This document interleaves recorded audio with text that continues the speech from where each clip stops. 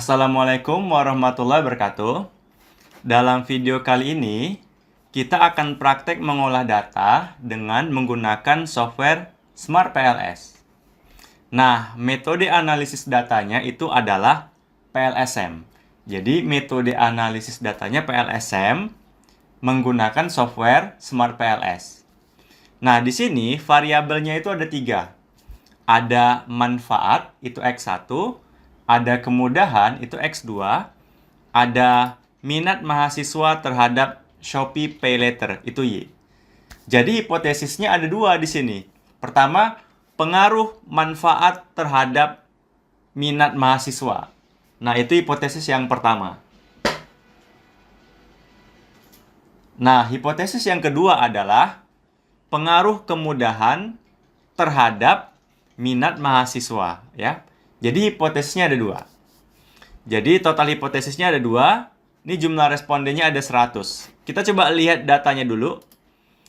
Nah, ini dia data Excel-nya. Nah, itu dia. Teman-teman bisa lihat ya, dari data ini, bentar ya, saya rapikan dulu. Nah, dari data ini, jumlah respondennya itu ada 100 responden. Nah, ini dia. Datanya itu skala Likert, dari 1 sampai 5.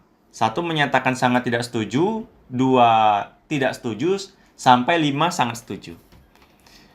Nah, untuk variabel manfaat, itu dia memiliki 8 item pertanyaan. Juga bisa dilihat pada modelnya, ini pada manfaat ada 8 item, ya, 8 indikator. Nah, ini dia. Nah, kemudian pada variabel kemudahan, itu ada 8 indikator juga, 8 item untuk variabel kemudahan. Ya, ada 8. Tapi kalau pada variabel Y-nya, minat mahasiswa, itu ada 6 item atau 6 indikator. Nah, ini dia. Jadi, datanya ada 100 responden. Nih, jumlah seluruh pertanyaannya ada 22. Nah, berikut alur yang akan kita kerjakan. Nah, jadi dalam PLSM itu ada beberapa uji yang akan kita uji. Pertama itu kita akan melakukan pengujian outer model. Nah, di outer model ini kita seperti melakukan pengujian validitas dan reliabilitas. Nah, jadi outer model itu nama lainnya ya uji validitas dan reliabilitas. Nah, jadi nanti dalam outer model kita memeriksa nilai outer loading. Validitas outer loading. Dikatakan valid kalau di atas 0,7. Ada juga validitas AV. Dikatakan valid kalau di atas 0,5. Kemudian uji reliabilitas berdasarkan Cronbach Alpha dan Composite Reliability. Dikatakan reliable kalau di atas 0,7. Kemudian kita periksa lagi uji validitas diskriminan dengan pendekatan HTMT. Dikatakan valid kalau di atas 0,9. Nah, itulah semuanya namanya uji validitas dan reliabilitas. Nama lainnya itu pengujian outer model. Nah, setelah semuanya valid, reliable, baru kita cek pengujian hipotesisnya. Kemudian kita cek R-square-nya. Oke, sekarang kita langsung coba praktek.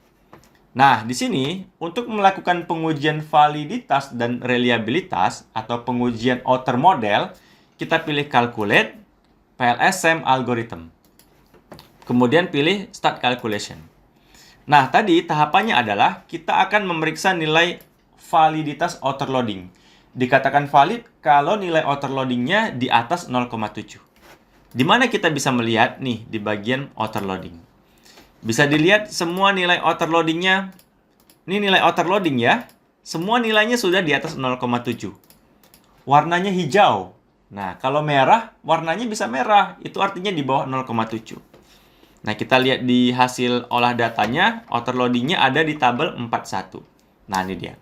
Semua nilai outer loadingnya sudah di atas 0,7, yang berarti sudah valid. Tahap selanjutnya adalah kita memeriksa validitas berdasarkan AV. Dikatakan valid kalau di atas 0,5. Di mana kita bisa melihat AV-nya? Kita bisa melihat di bagian ini dia. Ah, ini AV-nya. Semua nilai AV-nya sudah di atas 0,7. Kita lihat di hasilnya tabel ini dia. Nah, ini dia. Nilai AV-nya AV kemudahan nilainya 0,742. AV manfaat nilainya 0,717. AV minat 0,629. Semua nilai AV-nya itu sudah di atas 0,5. Artinya sudah valid. Kemudian kita cek reliabilitasnya. Kita cek nilai Cronbach alpha-nya sama composite reliability-nya harus di atas 0,7. Kita bisa lihat di sini, ini composite reliability-nya.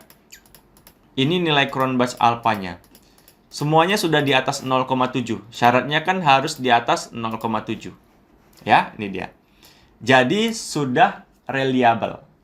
Ya, dari uji reliabilitasnya. Barulah kita memeriksa nilai validitas diskriminan dengan pendekatan HTMT.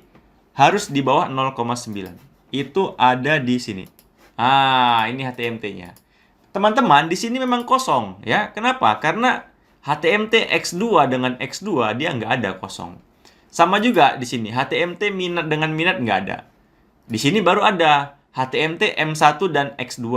Ya, HTMT X1 dan X2 0,571. HTMT nilai HTMT Y dan X2 0,687. Nah, teman-teman bisa lihat HTMT-nya di sini semua sudah di semua sudah di bawah 0,9 HTMT-nya ini dia. Jadi sudah lolos dari pengujian validitas diskriminan dengan pendekatan HTMT. Nah, kita sudah melakukan pengujian pengujian validitas, reliabilitas, itu namanya pengujian outer model. Barulah kita melakukan pengujian hipotesis. Apakah manfaat berpengaruh signifikan terhadap minat? Nah, akan kita buktikan. Apakah kemudahan berpengaruh signifikan terhadap minat? Kita cek. Caranya untuk melakukan pengujian hipotesis, kita kembali pilih calculate, pilih bootstrapping. Di sini pilih start calculation, maka dapatlah hasilnya di bagian path coefficient. Nah, ini dia. Pertama di sini, kemudahan berpengaruh positif terhadap minat. Tahu dari mana berpengaruh positif? Karena nilai original sampelnya positif, 0,407. Nah, sama juga, manfaat berpengaruh positif terhadap minat. Tahu dari mana positif? Tahu dari nilai kolom original sample, 0,42. Kan positif. Kalau ada tanda negatif, berarti pengaruhnya negatif. Nah, sekarang, cek apakah pengaruhnya signifikan, maka teman-teman lihat nilai di kolom p-value. Kalau nilai p-value-nya lebih kecil daripada 0,05, artinya berpengaruh signifikan. Jadi, kemudahan berpengaruh signifikan terhadap minat. Karena p-value-nya 0,001 lebih kecil daripada 0,05. Begitu juga manfaat berpengaruh signifikan terhadap minat. Karena apa? Karena p-value-nya 0,001 lebih kecil daripada 0,05. Jadi, kesimpulan yang pertama, kemudahan berpengaruh positif dan signifikan terhadap minat. Kesimpulan yang kedua, manfaat berpengaruh positif dan signifikan terhadap minat. Nah, terjawab deh semuanya. Teman-teman kalau ingin melihat nilai R-square-nya, teman-teman kembali lagi ke PLS SEM algorithm, pilih start calculation. Pilih ke bagian R-square. Maka nilai R-square-nya 0,527. Artinya, manfaat dan kemudahan mampu mempengaruhi minat sebesar 52,7%. Oke teman-teman, demikian video dari saya. Mohon maaf atas segala kekurangan. Assalamualaikum warahmatullahi wabarakatuh.